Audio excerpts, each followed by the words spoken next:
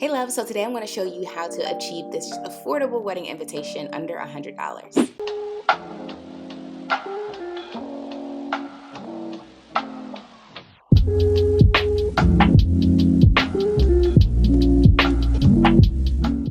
Okay, so the first thing we're gonna go to is PicMonkey. I freaking love this site. You can do so many creative things and create things to be your own. So I use it a lot. So I'm gonna go to my hub and pull up the invitation that I already created. I designed this from scratch. This is not a template. I did put Emily Stevenson and John Doe just so that way there's fake names in there for you guys. But I made our monogram here. So if you want a video separately on that, just leave me a comment down below. You can also use that like on your dance floor, etc. Now this here is basically just little designs that they already have built into PicMonkey, and I put around the border of the invitation. Now when you print this out, just be mindful that you want to print it out, let's say you want to do a 4x6 when you're printing this out if you want to have a border around your invitation. It's not that I don't care. Need to shut down. Okay, so from here you're going to go to walmart.com and go to the photo center and print out your invitations from here. Okay, so once you go to the photo center, you're going to just select the basic cards here with the prints and enlargements, and you can select your size from there. Usually the prints only cost about 9 cents. You want to make sure that you're saving your file in a JPEG. It's the only way that you're going to be able to print it, because technically this is a picture. So if we were to do 4x6, which is the size that I recommend using for your invitation, go to the edit and make sure that you're kind of making sure that the adjustments are right and everything is centered, and then from there select done. If you use 4x6, you're able to have a border around your invitation, so that way it all equals up to a 5x7. And you see here it only came up to $13.50. So girl, you are saving some coins. Just saying. Okay, so then from there you can go on Amazon and you can choose to buy your envelopes. If you don't have a Cricut machine, you can also get laser cut like folders to make it super pretty. I was actually inspired by one of the laser cut envelopes as well, so that's what I end up going with.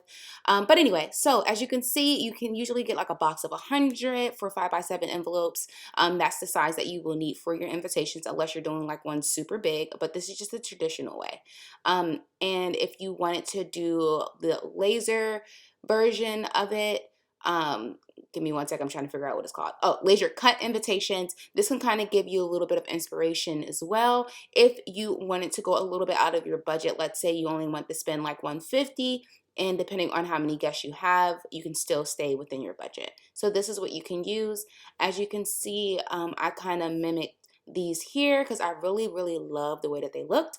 So yeah, let's get to it. Okay, so there's a few things you're going to need, like a cutting board. You're also going to need some cardstock, some fancy cardstock, some glue sticks, some more fancy cardstock, and ribbon if you want to get fancy.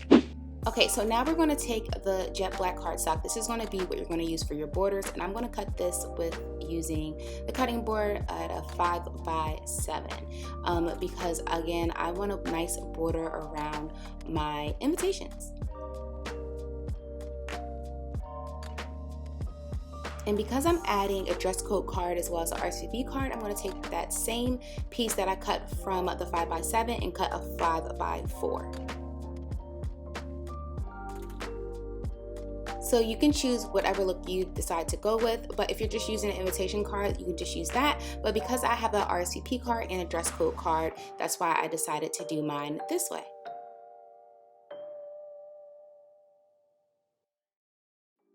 Now this is additional. If you wanted to add a laser cut folder, you can do that. You can either make yours on a Cricut machine, or you can order it on Amazon, and I'll have that link in the description box for you guys just to help you out for those that do not have a Cricut machine. But I actually glued it. This one's a little crooked, but whatever. I mean, sometimes you can't always get it right. But this is just for an example. But I stacked my invitations like this because I thought it would be super cute to have the RSVP and the dress code. I also cut a little bit more cardstock for it to look like a black tie because this is a black tie event. So that piece mainly represents the collar in my mind anyway. So I'm going to tie the bow, and after that, that pretty much completes your invitations, guys. It's pretty easy. Anyone can do this. I promise you don't have to be super crafty. Yeah, if you like videos like this, leave me a comment down below. Let me know. Keep you out of my mind. Strange to be here alone. Yeah. Okay guys, so this pretty much finishes the look. I hope you guys enjoyed this video. Make sure you comment, rate, and subscribe for more videos. Until next time, you guys know what I always say. Deuces!